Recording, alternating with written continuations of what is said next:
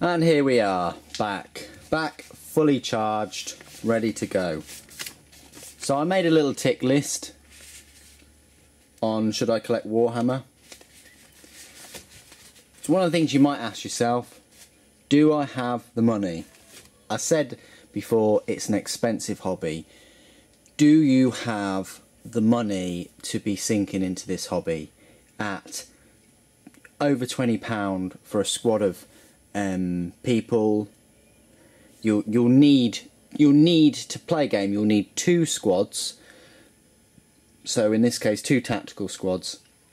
They're going to be about £25 each, and then you're going to need a headquarters, an HQ, like this captain here, and he will be about £12 to £15. So already you're talking of £65 just for 2 troops and an HQ, which is the minimum requirement for normal games. Then you need the Codex, which is a book that has all the rules about the specific army, and that will set you back nowadays about £30. So you're talking about £100 just for a minimum of an HQ, 2 troops, the Codex. That's not including any paints, any glues, any boards, any dice or die, anything like that. So you've got to ask yourself, do you have the money? Can you afford this hobby? Or can mummy and daddy afford it for you? Because I'm not going to detract from the truth in that this hobby, there are a lot of children that get into this hobby, you know, about 10 years old, 10, 11, 12. I was about 11 or 12 when I started, but I had a paper round, so I understood the value of money. I understood that if I got up at 5:30, 6 o'clock every morning, 6 days a week, and did a paper round, I could almost buy a squad a week. I'd probably have to wait. I'd probably have to work a week or 2 weeks for a more expensive squad or a tank. But I knew I understood the value of money a lot more then. Well, not a lot more then, but I understood, the value of money, and I understood how much things cost. And it was an expensive hobby. But for me, working the 6 days and buying a squad with my own, money, was. It was just the way. It was just, personally, it was just the way I did it. Another tick list. Am I prepared to spend the money that they are asking? They are asking you to spend the £20, the £25, £30. Some models are £50. Some are £70. Are you willing to spend that? The best thing you can do is not go on the internet and cry about it or put your views up there, because they will simply not listen. They are a business, but they're not like a video company or something like that, a video game company. They will not really take that on board.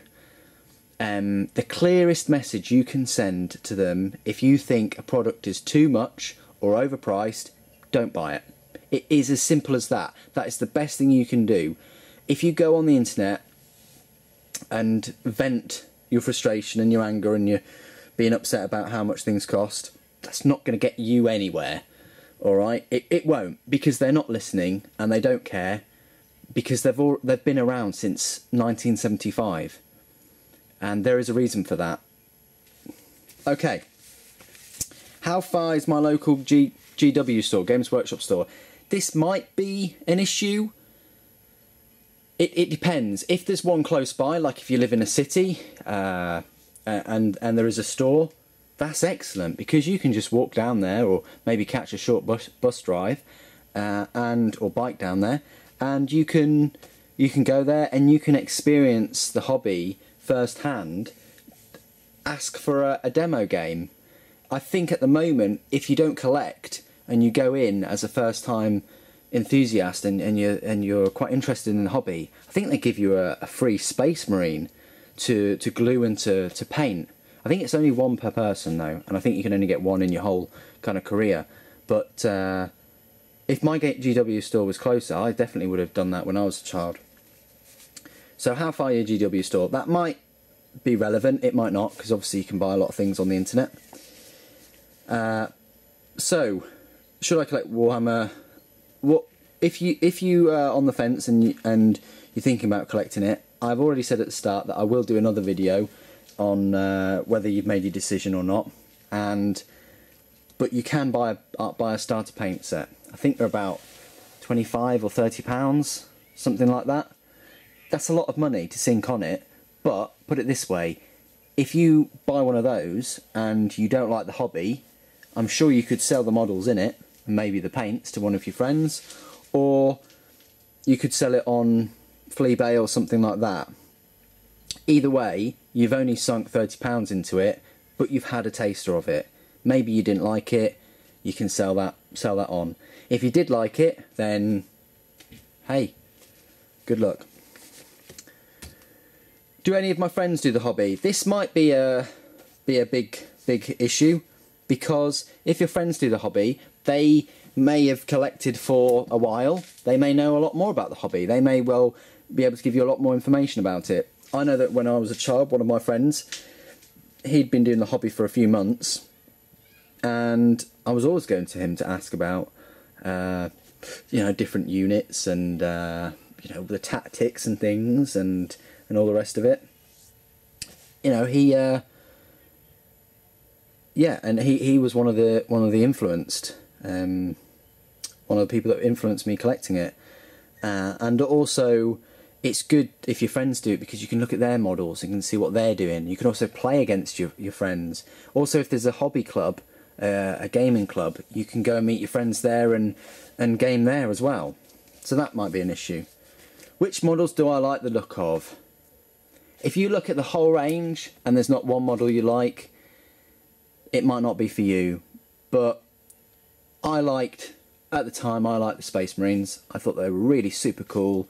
You know, this is way before Halo or anything like that, or Gears of War. These were Space Marines. These were the original, and I really liked them. I didn't really like the Tyranids, the aliens. Didn't really like the Orcs that much, or the Eldar. I thought they were all a bit funky looking. But these are as close to being human, really, in a way, as genetic superhuman warriors can be, I suppose. But anyway, you should really go for models that you like the look of. Now, thinking about it, here is a tick list. What other things could I spend the money on? If it's your money and you're working, then this is probably a common thought you might have through your mind anyway, whenever you're setting aside money for things you're budgeting, is I could buy, you know, we're talking £200 for a board, £100 for the books, because the rule book is £45, then a codex is £30, that's £75. You might need a couple of other books or something. An army is £100 to £200. Tools and paints, easily £100. So what else could I buy that, you know, spend the money on? You're basically looking at a games console, all right, for £350 or £430 with a few games. You're looking at a games console. The thing is with the games console, though, is unless it's a multiplayer game like Battlefield or Call of Duty or something that you're going to be playing every night for a year, just the normal single player games and things, they might not last you as long as this. And I don't even think that the multiplayer would last you even longer than this, because if they're releasing the games once every year, annually, then you're only going to be playing that Call of Duty or Battlefield game for a year or two, and then you'll be on to the next instalment of the series or something like that.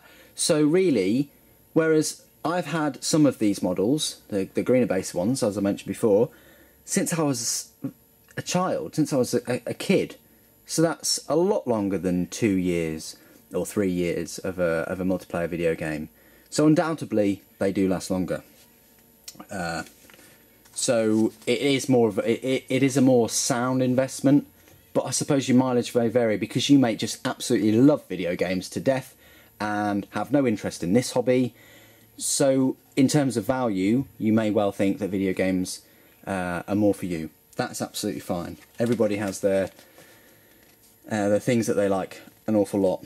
So another one is there a gaming hobby club near where I live? It kind of offsets with the how far is my local GW store, but as I said just previously, one of the things that got me into the hobby was my local gaming store. That building is now knocked down, no longer exists, but the memories are still with me. The memories of going in there, you know, setting up the board, setting up the armies on the boards, and having fun with your friends, and just having the armies on the board and it having a battlefield and it just looking so good. They're still with me, and if you're a kid now, believe you me, they'll still be with you when you're an adult too. And so a hobby club or a gaming club is very, very good if you want to do this hobby. It will enrich it, and it will make it a lot more fun than just going it alone and having a few models in your room or something. Am I prepared to improve my reading, maths, creative and strategic abilities? Well, think of it this way. There's a lot to read in the books, in the rule books and the codexes, a lot to read. This will improve your reading, and it will improve your maths, because different models and different units cost points. So that's where the fairness comes in, only in the sense that you have a 1,000 point game, so you can only use 1,000 points worth of models, and some models cost more than others and some cost less, and all the rest of it. So you have to add up those points. It's good for your maths. You have to add up the upgrades and things like this. Your creative and strategic abilities or tactics, well, creative, you would know about that through building the models and painting them and modifying them and all the rest of it. So that will obviously improve your creative abilities, and your tactical abilities, your strategy, that will improve. Your tactics will improve through playing with the models. Can I have this squad behind this cover? Can I outflank their position? Can I contest that objective to deny them any points later on? What is their kind of Death Star unit that I need to take out? Can I do a surprise attack on this unit to get the points back? Things like that. All the time it's getting you to think and engage in a battlefield. H.G. Wells used to do wargaming and miniatures. Go look up H.G. Wells if you don't know who he is. He basically predicted, I think it was the First World War or the Second World War. It's a bit rusty. I'm a bit rusty on that recently, but just go check him out. Very, very clever chap, and he did the hobby. I don't mean to drop any name bombs or anything, but still, it's very good for your brain, and it's very relaxing, and it will help you improve those abilities or latent abilities. You might like the hobby enough to start collecting, and even work there one day. But of course, sometimes if you've got that hobby, it might still feel like work after you've worked there, I suppose. But anyway, so that is my Should I Collect Warhammer video. Very long. Thank you for staying with me. It was a lot longer than I thought. So this is probably going to have been in a couple of parts, or 3 parts, because it was so long. I hope it hasn't been too boring with all the units and things. I hope that's given you some insight. I hope you can take a lot of information from this video and make your own decision on whether this isn't a video about how wargaming and miniature collecting is better than video games. It's not a versus video. It's just about the hobby. It's just giving you some information about this hobby, what's it about, and whether it's for you. And if you take on board what I said about going into the local games workshop, talking to your friends about it, then you've got plenty of time to decide whether you wish to engage in the hobby or not. I've had a lot more bad experiences with video games than I have with miniature collecting and war games. I can tell you that. Which do I prefer if I had to pick one? That is a very difficult question. I'd have to say in the long run it would probably be the miniatures, just because I've still got some from when I was a child. If it was however, video games are good at giving you that quick fix, and they have a lot of positives as well. But anyway, it's not a versus video, but I thought that was quite relevant. Anyway, thank you very much for watching the video and staying with me for all this time. What I'm going to do next is do another video later on. It might be, you know what I'm like with my release schedules and things, it might be in a few weeks, it might be in a month. I'll try and put it out as soon as possible, but it will basically be a noob's guide to Warhammer. Let's put it that way, alright? Say you've decided to do this hobby, you think it's really cool, you love the models, the miniatures, your friends want to do it, there's a game club, there's a GW store, you've been in there, the staff were amazing, and you want to invest in this kind of hobby. That next video will be for you. It will be, what do I need to get me started? Where do I go from here? How do I start incorporating other units and things into my army, and building on it? And that's everything from boards to paints to the figures themselves. I will be going through them with you, and if you haven't seen another video before then, once again, thank you for watching. Don't forget to finger bang that thumbs up like button. And that's it from me. The Emperor protects.